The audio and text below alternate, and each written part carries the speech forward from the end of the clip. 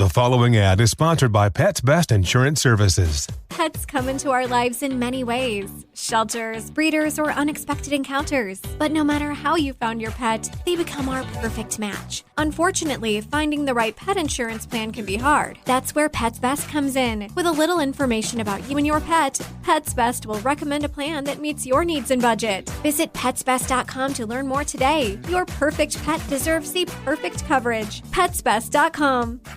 Conair is spreading love and celebrating women, not just on International Women's Day, but every day with Conair Girl Bomb.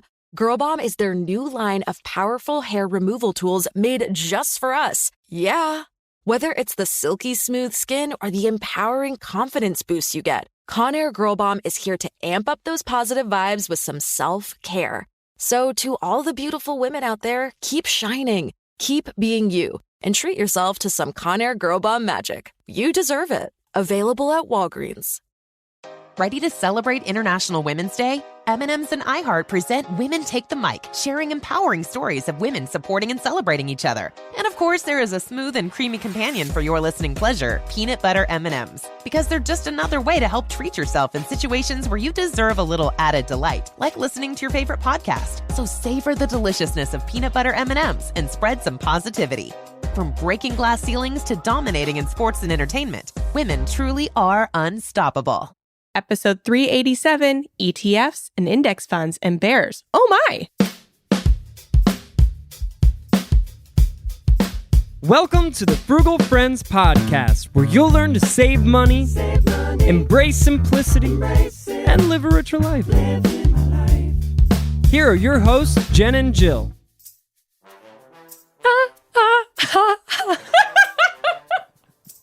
Woo! I sang before we officially recorded, so that's all that was in my head. Yeah, I'm sorry I threw you off. Welcome to the Frugal Friends podcast. My name is Jen. My name is Jill. And we are not singers. We are podcasters who are just passionate about helping you understand how to spend money with intention and then where to put that money that's going to make the biggest impact for you. And that's the focus of today's episode. Not just saving, but investing, Yes. which is usually one of the biggest areas of mystery for many of us. Once we kind of get these other things down, we've got a spending plan, we're paying down debt, and then there's this whole looming ETFs and index funds and bears. Oh my. Yes, especially the bears. The bears. The bears are a big one, right? So today we are expanding on our episode on the Roth IRA challenge. You have about a month left to open and invest in your Roth IRA for 2023. There are so few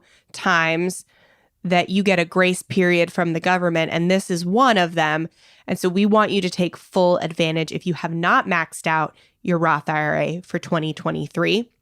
We also have the episode on, and we re-aired investing or saving your first 100K. So this is just a continuation on that. And we're going to try to demystify some of these terms and make them accessible to you. Yeah, we're going to try. And to ourselves. Yeah. Okay. I am actually, this is a little bit of a side note, but worth it. Started to read Psychology of Money because you've been recommending it to me for approximately 6 years. And in either the intro or the first chapter, he's talking about how new relatively investing even is and the stock market. And I think it really helped to normalize why there can be so much confusion around it, mystery around it, and in part because it just hasn't existed for that long. Even your best investors are still baby in their understanding because this whole system is relatively in its infancy stage and still developing. Like Roth IRAs were not a thing until 1998. Yes. 1998. We were already born. Hate to break it to you. We were 9. well into our Yes. Yes, we were 9. 9 years old before. So this all has been happening within our lifetime. So just to kind of help lay the framework, I think that was a helpful thing that book pointed out. And also, and we'll talk about this, ETFs are a relatively new thing. We are unfamiliar with it, but that doesn't mean that we have to feel bad about that. We're in part unfamiliar because it's new, in the grand scheme of things. And it is good to be wary of new things, especially in the financial industry. But these are some of the things that have stood the test of time. And with technology as it is, it doesn't take a long time for something to stand the test of time. So these are things that we trust, we use, and we are going to talk about them today as they pertain to your Roth IRA specifically. We're not here to tell you if a Roth IRA is the best move for you. We're just here if you've already decided that the Roth IRA is a good move for you and you've just been putting it off, or maybe haven't invested as much as you can. Maybe you're getting a tax refund this month, and you're looking for a really good place to put that money, then that's what we're trying to do here. But first, this episode is brought to you by International Women's Day. Woo woo. One time I made a joke to a guy that I celebrate exclusive Women's Day on May 9th, which is my birthday. And he sent me flowers on International Women's Day because he misunderstood me. So if anyone has ever bought you flowers, you should get a high yield savings account. Even if it's you who bought flowers for you. Frugalfriendspodcast.com/CIT is our current recommendation for a high yield savings account, but it's good to have some savings. I have so many questions. Yeah, love CIT, love high yield savings accounts. When did this happen? Was this recent? No, it wasn't recent. Was this like a dating experience, or was this a colleague who was just like trying to be? It was an ex-boyfriend who did not want to be an ex. And maybe that's why I made the joke, like the joke in bad taste. But that's amazing. That's what that happened. Anyways, a couple good episodes to queue up after this would be episode 361, What are mutual funds and what do they cost? We briefly touch on ETFs and index funds in there because they are relevant. And then episode 241, Divesting, Banking Sustainably. We talk a lot about sustainable banking, credit unions, and high yield savings accounts. So those are some of the things that are helpful to know in the realm of managing your money. Again, we're not a podcast we're not a general personal finance podcast where we talk about all of the different things about investing and managing money. We try to specifically focus in on conscious consumption and intentional spending. But we don't consume consciously and spend intentionally for no reason. There are reasons behind why we do it, and we can pursue more of those when we are managing our money efficiently. And investing is one of the most efficient ways to manage your money. And this is what goes into those investment accounts, are the index funds and the ETFs. So this first article is from NerdWallet, and it's titled Index Funds versus ETFs. What's the difference? So ETF stands for Exchange Traded Funds, and index funds just is their index funds. And really, all of these articles are saying there's a lot more similarities than there are differences, but there are some differences to be taking into consideration when thinking through what's the best for me when it comes to investing. I will also say a lot of these articles will talk about index funds and ETFs in the sense of just regular day-to-day investing. And so we are specifically bringing the lens of investing for retirement. And I did find a sidebar helpful article from Investopedia that I'm putting into the outline. We're not going to go through this one, but I do think it's worth talking that, yes, you could just invest in an ETF, invest in an index fund, and it not be a part of your retirement plan. But for us, when we talk about investing on this podcast, we're primarily talking about investing for retirement. So what you can include in your portfolio for your Roth IRA, for your 401k, and Investopedia did a helpful article on, is an ETF a good fit for the 401k plan? And I will say my biggest takeaway from that article is them saying there's just a lack of familiarity with ETFs, that they can be a really good option. They're becoming more and more a part of people's 401k portfolios, but people may not choose it because they're relatively new. They can introduce some complexities in record keeping that may require some different operational processes for 401k plans that I imagine we can ebb and flow with, but that the popularity of ETFs is growing and will probably continue to grow. So it's worth considering. It's worth becoming knowledgeable now on this possibility, because we don't want to choose something just because it's familiar if there is other options out there that could be beneficial to us. So I just wanted to state that at the onset, but then to be able to talk about index funds are a bit more familiar to us than ETFs are, but let's talk about the differences. So the first one listed in this Nerd Wallet article is that the minimum investment required for ETFs and index funds are different. ETFs will have a lower minimum investment than an index fund. Most of the time, it just takes investing in an ETF the amount needed to buy a single share.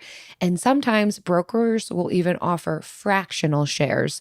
So that's going to be less than an index fund. Both are still relatively quote unquote affordable to your average investor, but ETFs might even come at a lower minimum investment required. Yeah. I, in the past, have always talked about index funds because they are the thing I know the most about. But as I have grown, I've talked to more people, I've done more research, I've realized that because ETFs and index funds are so similar, the differences are we'll talk about the differences, but they're so small. And the ETFs, even with the differences, may even have the edge.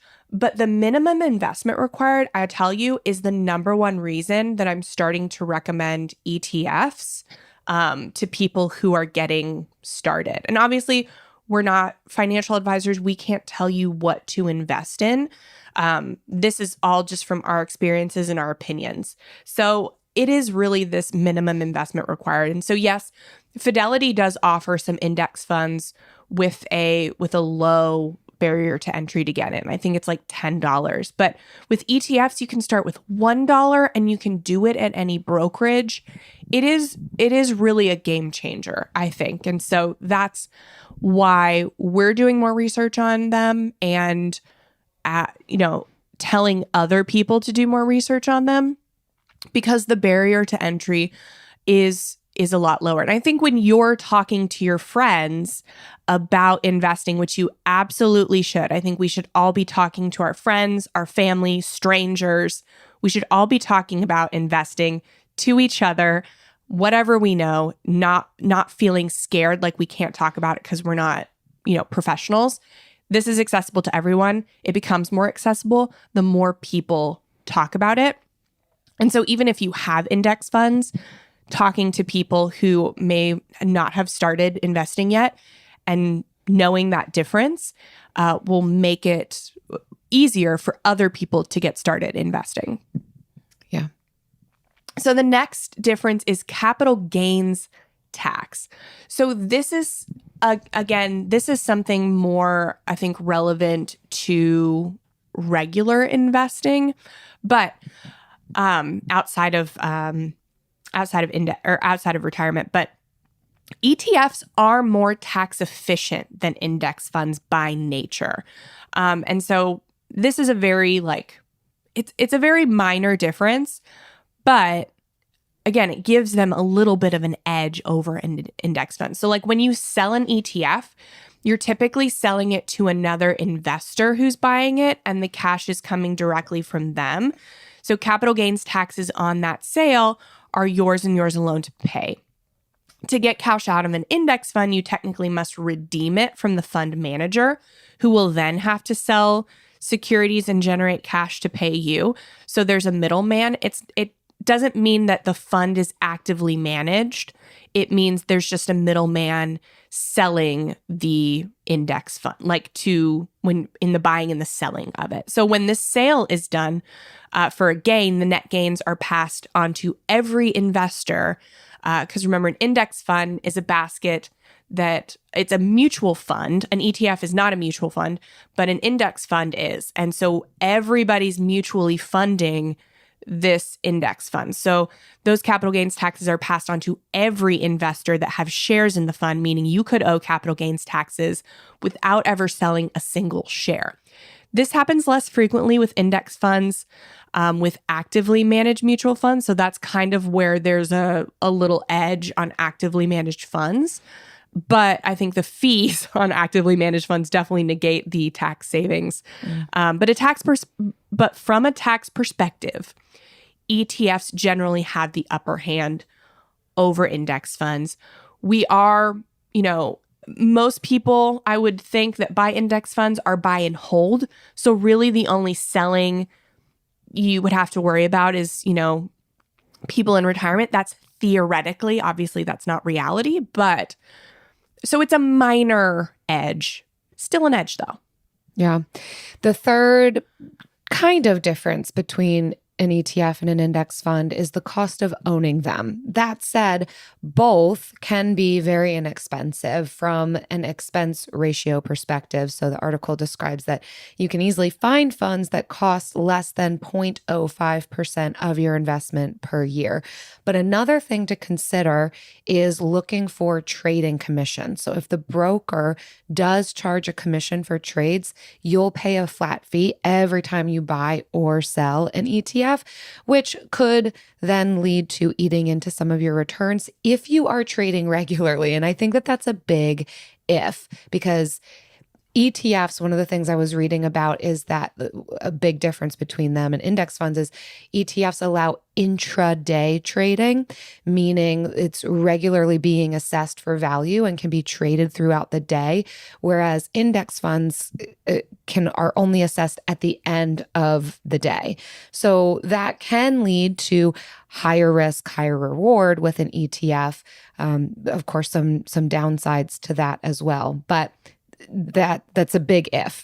If you're trading it regularly, then you could have some of those trading commissions eat into your costs. But if you're just putting it part of your retirement investment portfolio, then you might not see too many high fees happening there. Yeah. They also describe that when buying ETFs, you'll also incur a cost called, and I got to really enunciate this one, the bid-ask spread. And I do enjoy reading that. We are 9. It is all the way back to It's a bid-ask when spread. the Roth IRA was invented. Yes. So you won't see this when purchasing index funds, and it is usually very small. Their bid-ask spread is pretty small. But if you're buying high volume broad market ETFs, it's going to be a cost to consider. Yeah. So you've got your tax efficiency over on your ETFs, but then you've got your no bid ask spread over on index funds. These are very minor differences, which makes them so similar. So I'll just cover some of the similarities that NerdWallet comes up with. And they're very similar, right? So diversification, you can get identical funds in index or ETF. So you can get the S&P 500. You can get target date funds now as ETFs. You can get a total stock market or a total bond fund. Both are available in ETFs and index funds.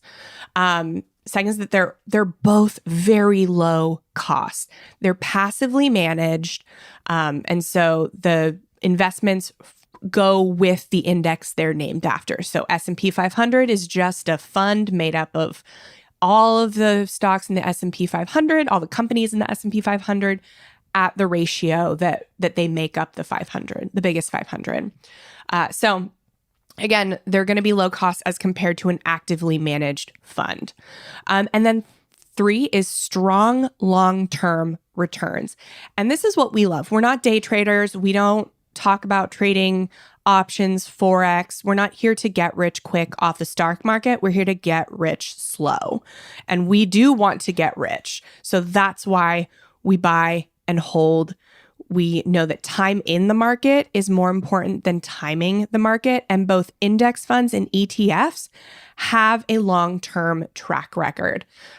So this article is saying the annual total returns of the S&P 500 has averaged around 10% over the last 90 years.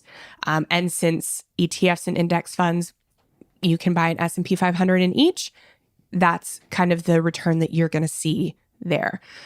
So actively managed funds, they may perform better in the short term because fund managers make investment decisions based on current market conditions.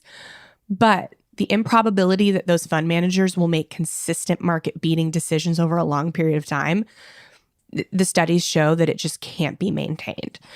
So it's just like us in our lives, like we're going to win a lot, but we're going to lose just as much, no matter how hard we try, no matter how good we are at what we do.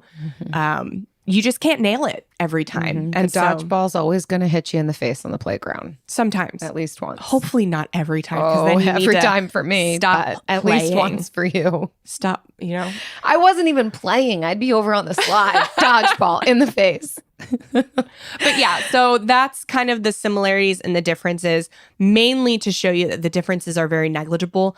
They are almost identical. And I will add, both ETFs and index funds bundle together many individual investments, such as stocks or bonds, into a single investment. So that's the diversification piece that you were talking about, Jen, when that is something that's important, something that we recommend both do that. You might remember from our budget apps episode, we mentioned Monarch Money as being one of the best apps for people switching from Mint. Monarch is the top-rated all-in-one personal finance app. It gives you a comprehensive view of all your accounts, investments, transactions, cash flow, net worth, and more. Listeners of this show will get an extended 30-day free trial when you go to monarchmoney.com/frugal. If you previously used Mint and are worried about transferring your data, Monarch has a tool that allows you to easily import your data from Mint, keeping all your tags and categories intact. It's also super customizable. After trying out Monarch for myself, I understand why it's the top-rated personal finance app. And right now, listeners of this show will get an extended 30-day free trial when you go to monarchmoney.com/frugal. That's monarchmoney.com/frugal for your extended 30-day free trial. What up, everyone? It's Lunchbox from the Bobby Bones Show, and I'm here to tell you the national sales event is on at your Toyota dealer, making now the perfect time to get a great deal on a dependable new car, like a legendary Camry built for performance and available with all-wheel drive. You can count on your new Camry to get you anywhere you need to go. And with available features like heated seats and a multimedia touchscreen, you can stay connected in comfort and style. Or check out an affordable and reliable Corolla with a trim for every lifestyle. From the hip and agile sedan to the sporty hatchback, there's a dependable Corolla built just for you. Plus, both Camrys and Corollas are available in hybrid models, so no matter your style, you can drive efficiently and affordably. So visit your local Toyota dealer and check out amazing national sales event deals on Camrys, Corollas, and more when you visit buyatoyota.com. Toyota, let's go places. Are you ready to share some joy and celebrate International Women's Day? M&M's has partnered with iHeart for Women Take the Mic, treating you to the most uplifting and empowering stories of women supporting and celebrating each other.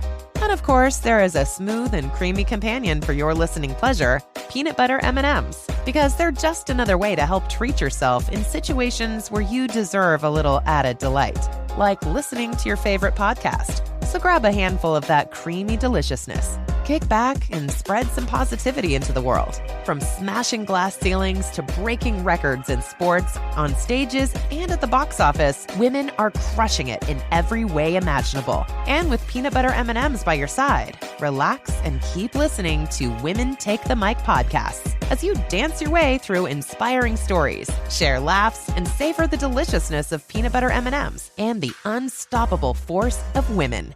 Happy International Women's Day.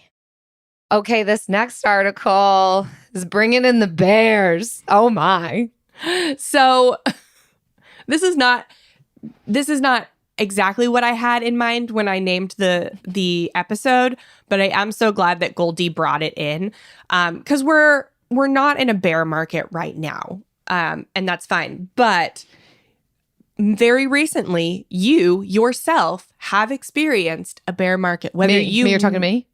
Everybody listening to this. Sorry. You just like emphasized you yourself. And I'm like, okay, tell me about me. Jill. Everybody listening to this has experienced a bear market in your lifetime, whether you knew it or not. And so these are part of normal market cycles. And so we'll just touch a smidgen about bear markets, and it can be, and so these are what scare people away from investing, right? That's why you don't want to put all your chips in the stock market basket because of this right here, the bears. And so we just want to maybe take away a little bit of the fear associated with it by giving you a few facts. I mean, this was my experience before we did our Roth IRA challenge episode. And we did talk about this. So I would definitely recommend going back to that episode. But I have essentially only been investing in a bear market. Now I'm starting to see some returns, but I'd been investing for 3 years and I'm like, Jen, it's not doing what I want to see it do. This really kind of sucks. What am I going to tell the people who listen to this podcast episode? Because it's not going that great for me. And so this is what we're talking about. These are the ebbs and flows of the stock market and what to do if that is the case and the climate when you are beginning to invest, but also what to do, how to maintain yourself in the midst of when we will inevitably hit that point again. And so the first point that they're making about this is what you just said, Jen. Don't go all in all at once. Don't put all your money into one singular place, probably ever, but especially when you're in a bear market, when the stock market isn't doing phenomenally. And the problem with a bear market is that you can never tell whether you're at the beginning, middle, or end of it. None of us can tell the future, but just being aware of diversification forever and always. Yeah. And that's why we love ETFs and index funds, is because they do offer that diversification. You can get a total stock market ETF or index fund, and you're invested in literally every company that trades in the New York Stock Exchange. Then you can get an international stock market fund that includes all the international companies that trade on the stock exchange. That's like Samsung, Toyota, a bunch of companies that you use on a regular basis are not American companies. And then you can get a bond fund, which is just, kind of being a debt collector.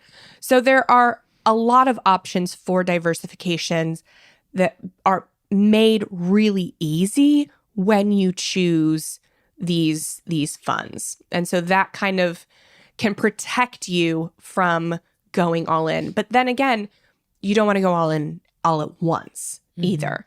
So you need to keep an emergency fund not invested, keep it in a high yield savings account where you're not going to be worried about if the market's down and you need your emergency fund, you're not going to be worried about losing money. So that's a really important thing. You need to have your emergency fund in a high yield savings account, not invested.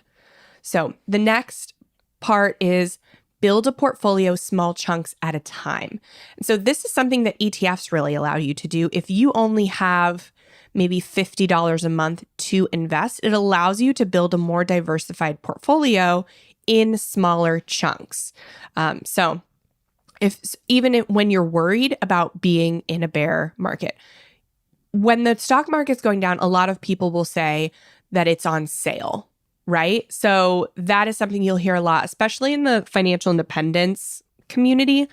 It's really fun to say when stocks are going up or when stocks start to go down, but the average bear market is about 14 months. So it's over a year, and we definitely experienced that in 2022. We experienced just a whole year of really poor returns. And that's the average, 14 months. So it's fun to say that, but in reality, our behavior can make us feel differently. So it's still important to take advantage of that quote unquote sale when times are rough, and when times are good, like they are right now, to be putting even like more in, knowing that my natural propensity is when we do again enter into another bear market, which is inevitable, I'm going to want to put less in. And so maybe you're fearless. Maybe you go all in the bear market, and that's great.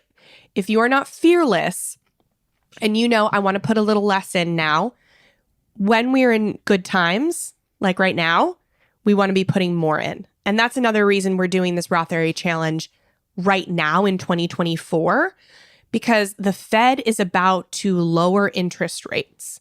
And what that's going to translate to is I can't speculate on the economy or the stock market. I don't feel comfortable. Do it. I don't feel comfortable actually recording myself doing that. Yeah, I'm going to get in over my head. But it has the potential to get some really great returns this year if you're doing your investing in the first half of the year. So that is my prediction. I cannot say that. We'll see. We'll check back in. I'm not even a professional stock trader, so I'm not even going to be right half the time, But that Email is Jen. You can send all your emails to Jen. Please do. So that's kind of what we're saying is it's in a good time right now.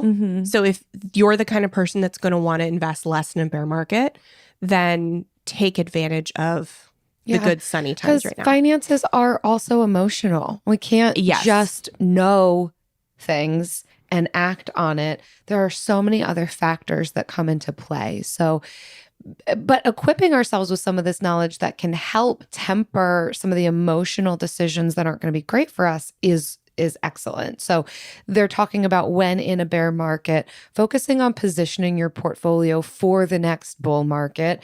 And when you're in a bull market, take advantage of the fact that things are going well, but be aware that there will be dips again and just kind of sustaining through that storm. Yeah. Even in bull markets, there are corrections that where the stock market will go down. 5 to 10%. It's not a bear, because these are actually, people don't just say, oh, we're in a bear market because the stocks went down. They have to go down a certain percentage for it to be considered that. But even in the middle, we'll have some small corrections on the way up, and you have to anticipate that and know that it's part of the journey. It's part of that 10% realized annual the gains over 90 years of the S&P 500. It takes into account all of the bull and bear and corrections we've had over 90 years. That's part of it. Yeah. And then lastly, they are mentioning casting a wide net to catch potential winners. That's just another way of talking about diversification and just driving home this idea that when you buy a stock, you own the risk and the growth potential of that business. So if the business performs well, your shares rise in value. If not, your share values sink. So they're talking about casting that wide net of diversification. And they've described that if you diversify your portfolio with just as few as 12 stocks, that's great. But you can also do that through an ETF, through an index fund. You don't have to be picking and choosing 12 different stocks. You can have diversification through some of the things we've already talked about. Yeah. And the great thing about ETFs and index funds is if there is a sector that you love, like if you're in healthcare and you're passionate about healthcare or you're passionate about sustainability, you can choose ETFs and index funds that are sector specific. And that's really a preference thing. There's no strategy, that I'm going to recommend to do that. That's really all playing around in whatever you're passionate about. But you have the power to leave out entire industries when you're investing and still get a broad range of investments using ETFs and index funds. They are so, they have been so customized and so like really well done at this point. Like all, the brokerages are doing really great things with how they're designing these funds and how they're almost customizing them, that there really is almost something for almost everyone. That's cool. At this point. Yeah. Do you have any final words for our friends on, okay, I might want to look into some ETFs in my retirement portfolio? Where to begin? So I would say going to your brokerage, your Fidelity, Vanguard, Schwab, whatever, and kind of figuring out how to buy them. Use YouTube. There will be walkthroughs probably on your specific brokerage on how to purchase funds. Because I think the most important thing is when you put money into your Roth IRA, you then have to invest it, right? We all know that now. Yeah, we know can that now. You can always exchange it for something else later, right? You're not locked in. When you buy an S&P 500 ETF, that does not mean you own it forever. You can exchange it for whatever you want, whenever you want. So the important part is to get in there and get it invested. Don't just leave it in essentially it's a high yield savings account that's in the Roth area where your money just sits until you invest it. So I'd say that's the most important thing, is to get it into the Roth IRA and get it invested before the deadline. At least, honestly, you just have to get the money into that, the special high yield savings account before the deadline. But don't leave it there. Get it invested. Yeah.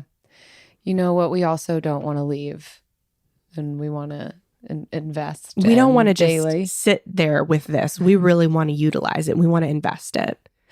The bill of the week.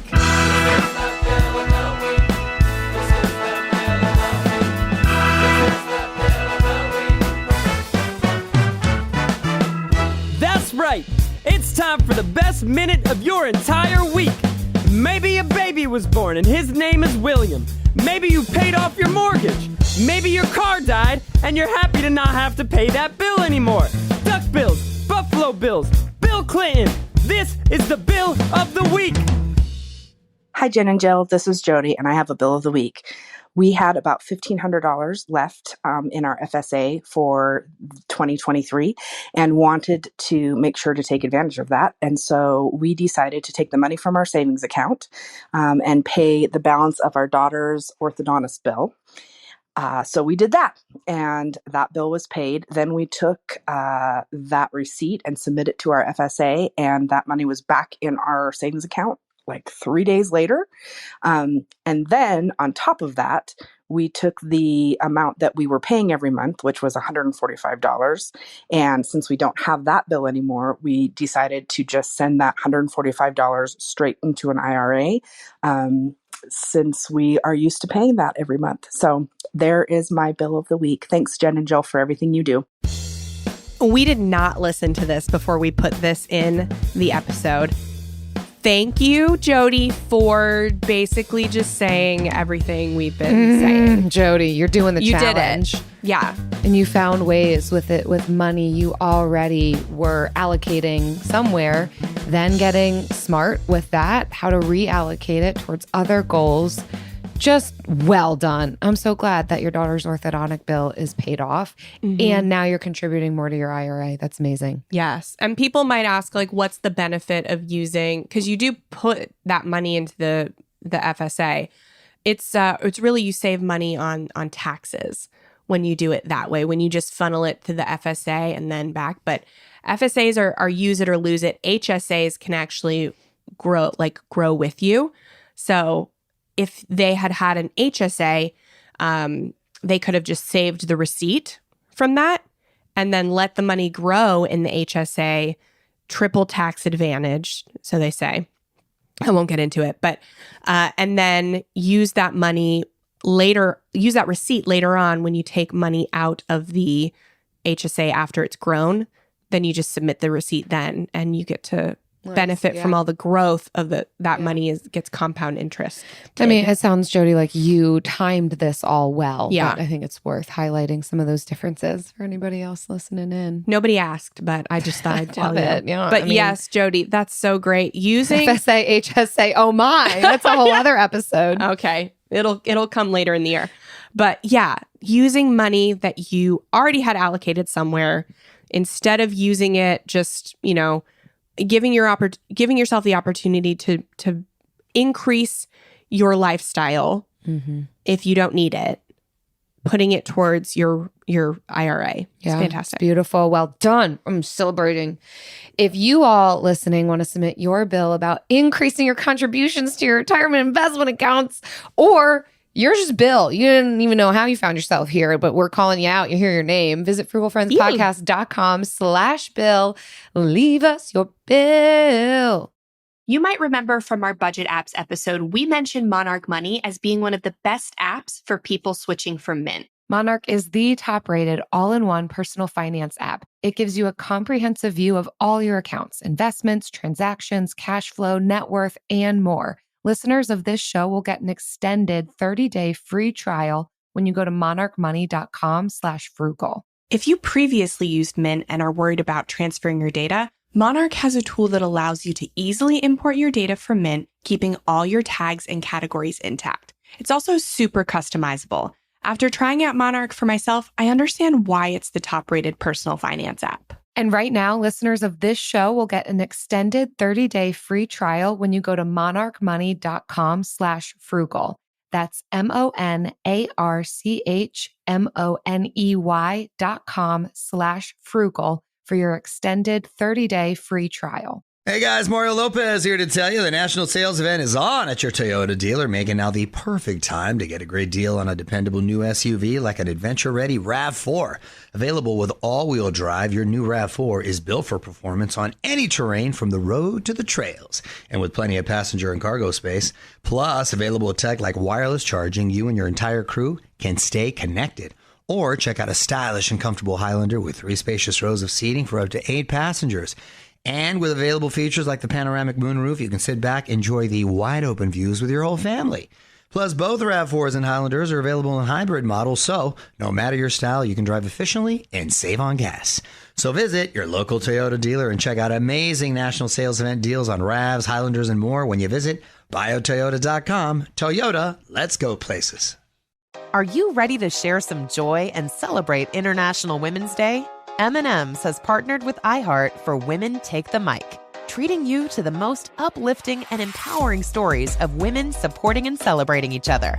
And of course, there is a smooth and creamy companion for your listening pleasure, peanut butter M&M's, because they're just another way to help treat yourself in situations where you deserve a little added delight, like listening to your favorite podcast. So grab a handful of that creamy deliciousness. Kick back and spread some positivity into the world. From smashing glass ceilings to breaking records in sports, on stages, and at the box office, women are crushing it in every way imaginable. And with peanut butter M&M's by your side, relax and keep listening to Women Take the Mic podcasts as you dance your way through inspiring stories, share laughs, and savor the deliciousness of peanut butter M&M's and the unstoppable force of women. Happy International Women's Day. And now it's time for the lightning round. Pew, pew, pew, pew. All right. In today's vulnerability round, Jill, can you share an unreasonable fear you have about bears? I love this question. It's so vague. It's like our Bill of the Week Unreasonable. segment. I think I do have a lot of fears about bears, although I do love them. I'd love to see one out in the wild, although not really. I got so many bear stories. Do you? I'm realizing I do. Like, as you're asking me this bear question, share a bear story. story. Okay, well, it's a bear adjacent story. Everything is adjacent with you. So I was in Alaska one time. Oh, yes. And we were walking. We were on a walk. Me and 3 other people and a dog. And it was just before hibernation. So summer was just coming to a close. It was shoulder season. I'm pointing to my shoulder. Shoulder season. So there were still bears out and about, but getting the last bits sleepy. of food. They were sleepy. Maybe, sure. So we're all walking. One of the people who's walking with us lives there. So she kind of knows what's up. But as we walk, we hear the deepest, most guttural growl I have ever heard in my life. And if you would have asked me previously, Jill, do you want to see a bear out in the wild? I would have said yes. I'll still say yes to this day. But now, from the comfort of my car, actually, we're out in the wild, even though we got 4 people and a dog with us. Immediate fear just crippling and radiating through my body. Like, it sounded so close, and this growl was so menacing, and we all stopped. Even the girl who's from Alaska was like, oh, what is going on? We were all in fight, flight, freeze, fawn mode. And then it quickly registers for the woman who's from Alaska. Oh no, that's not a bear. That's a bird. There's a bird in Alaska who growls like a bear. And how unfair is that? How unfair? Like, it's not unfair for the bird. It's unfair for everybody. Yeah. Probably including the bird in some ways. Like, but that's good. How It wasn't a bear. you gonna play with me and make a bird sound like a bear? It's unrealistic. One of God's many jokes. But it really did kind of highlight to me how I would respond if there was a bear. But then I do often think, and so when we were there, you know, they talk about how you want to respond to different bears, like black. There's a whole poem about it, but like, you want to like stand your ground with black bears, you want to play dead with brown bears, you want to just like give up on life with polar bears. Like, there's no telling, like, that's it, you're done. You're ended. But so brown bears, like life. The grizzly bears are the ones who will drag you back to their lair, leave you there, and then come back later. So they're a little bit more smart about it. But if you play dead, you have chances of still living. So there are stories of people who will get drug off by grizzly bears. They play dead somehow, some way, and then are able to run off when the grizzly walks away. That is one of my most terrifying. Like, someday I'm going to have to play dead in the midst of a grizzly bear. I don't think I could. There's your unreasonable fear. I don't think I couldn't play dead. Actually play dead. Wow. Mm-hmm. What about you? Oh, wow. I have an unreasonable fear of falling from high places. So I won't stand near the edge of anything, even with adequately high railings. I just have a fear of going over. And so when we see the bears at the zoo, I don't go near any edges. Oh, yeah. Because I have an unreasonable fear of falling over into the bear pit. Yeah, that's like, for me, intrusive thoughts. Not that I'm going to fall over, but I'm going to jump in. Like, there's going to be something where my body compels me to jump in, and I'm not going to be able to stop myself. Like, I have those intrusive thoughts too. Yeah. Yeah. Mine are not voluntary. And you know, my fears are birds that are bears. And yours is playing dead. No, your true fear, we unpacked that. And your true fear is the fear of being able to play dead. Will I be able to play dead? So the bird, though, is called a Bohemian waxwing. And it's AKA the grizzly bear bird. Bohemian waxwing. I would love to be a Bohemian waxwing. Happy International Women's Day. We're just out here scaring people, but still being birds. Yeah. Well, thanks for listening to that tangent. Wow. That's a good lightning round. Thanks for listening, everyone. We hope you're still here. Although if you're not still here, that's okay too. That's okay. You got what you needed. Yeah.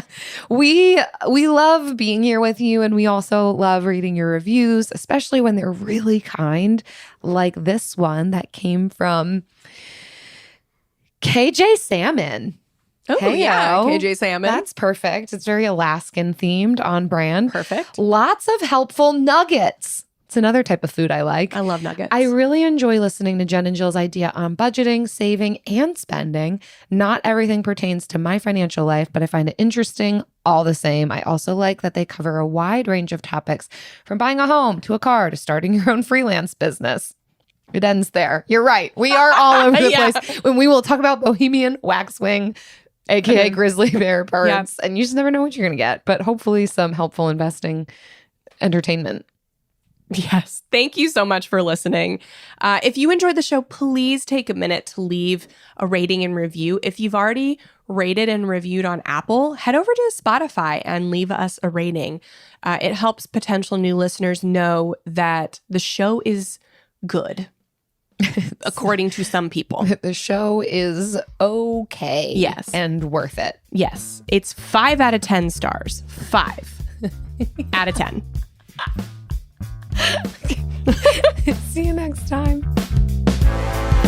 Frugal Friends is produced by Eric Sirianni.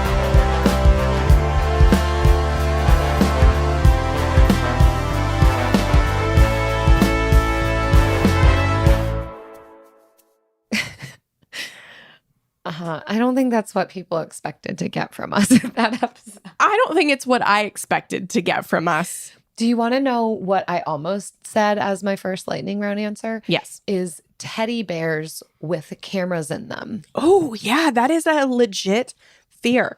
But when you're watching, what is it, Law and Order SVU? I think one of the episodes was they caught a perp because they had teddy bear with camera footage. Yeah. I guess I only have to be afraid of that, like if I'm a nanny doing shady stuff, but still. Which you probably would be. Sometimes when I'm in other people's houses, I'm like, where's the camera? Where's they the gonna nanny watch cam? me. Better be on my best behavior. You just, if it's in the bathroom, you just put it face down. Mm-hmm. That's it. Mm-hmm. Right? Mm-hmm. And then just the rest is don't do illegal stuff on camera. Yeah. Kind of like these people on TikTok and Instagram doing illegal things and then recording them. Like I heard about this guy who was living in a storage unit and saving a lot of money, and he was just recording and went viral his storage unit setup for living. Whoa. And then he got evicted from the storage unit because it's against the terms of services. Sure. On the storage unit. That sounds right. Yeah. And you were doing you were saving so much money. You were doing so And many. then you decided to record yourself. Right. And then you put the illegal stuff on the internet. And that was your second mistake. Mm-hmm. The world has grace for first mistakes, but not for second. The internet, I mean, not the world, the internet. Yeah. I mean, living in a storage unit, that's an option, I guess. Yeah. I think the moral of the story that I was learning from the internet was that wait to post the illegal things that you're recording until after you're no longer doing them. That'll be like us. All of the extra recordings that we have that we never released. All of our mic checks that are a little bit salacious at times. Where I sing. When this whole thing goes to crap. Implodes. As it inevitably will. Yep. When the Frugal Friends hits its own extended bear market. When we become the Vanderpump Rules we show. are canceled. We're just going to release it all. Yeah. Then we'll give you even more reason to cancel us. You deserve to treat yourself. So turn your tax refund into a U fund and give yourself a Straight Talk Wireless Extended Silver Unlimited plan and get a new Samsung Galaxy A14 on them. You can get a great everyday value on wireless with Straight Talk's unlimited plan starting at $25 a line per month for 4 lines. You'll save so much you'll be enjoying that refund all year long. It's the refund that keeps on refunding. Find Straight Talk at straighttalk.com or at your local Walmart store. Taxes and fees not included. Offer valid through 4/14/24 while supplies last. Online only. Must purchase a Straight Talk Extended Silver Unlimited plan to qualify. Limit of 5 phones per customer. Family plan discount with 4 lines, all on the Silver Unlimited plan. Not combinable with autopay discount. All-inclusive vacations make life easy with endless eats, bottomless drinks, and never-ending fun. So booking an all-inclusive vacation should be easy too, right? That's where Apple Vacations comes in. Book your all-inclusive getaway with Apple Vacations and receive exclusive perks at select resorts. You'll find the best deals at Riu Hotels and Resorts in Mexico, the Caribbean, and Central America, and enjoy a selection of exclusive nonstop vacation flights. Turn on easy mode at applevacations.com or call your local travel advisor to get started. Visit applevacations.com or call your local travel advisor to get started. Your last day of vacation and you found time for a deep tissue massage followed by a long mud bath, then a 2-hour nap. Because you're an American Express Platinum Card member and booked your stay at a fine hotel and resort through Amex Travel, which means a 4 p.m. checkout. And those relaxing vacation vibes can keep going at the airport in the Centurion Lounge. Just a splash. Before you board the plane, back to reality. See how to elevate your travel experiences at americanexpress.com/withAmex. Don't live life without it. Terms apply.